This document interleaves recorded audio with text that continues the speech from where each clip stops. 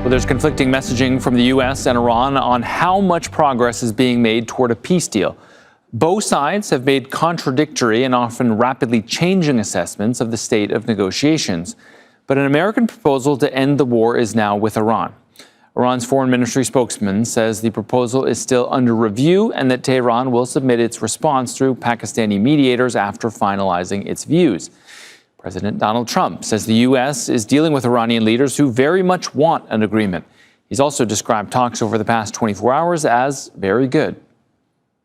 They want to make a deal badly, and we'll see if we get there. If we get there, they can't have nuclear weapons. It's very simple. If we left right now Iran, it would take them 20 years to rebuild. You would call that, we're in good shape, right? Fantastic shape. We're in good shape.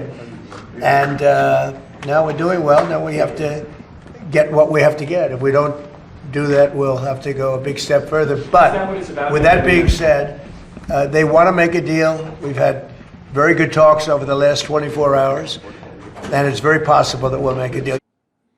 We're live in the Iranian capital and in Beirut, but first an update from our White House correspondent Kimberly Halkett in Washington. U.S. President Donald Trump is sending signals that there could be another round of direct talks with Iran. He says there have been very good talks and has been making great progress. And as a result of that, it's being widely reported here in the United States that Iran is now considering a 14-point framework put forward by the United States to potentially restart talks and to allow for those discussions to take place. Now, Iran is currently reviewing this proposal and is expected to deliver a response to Pakistani mediators.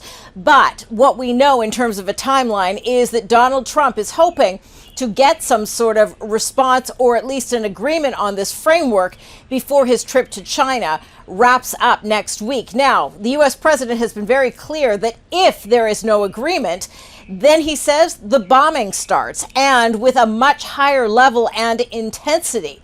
It's clear the U.S. president exerting maximum pressure in order to try and achieve not only negotiations, but concessions on the part of Iran. Kimberly Halkett, Al Jazeera, the White House.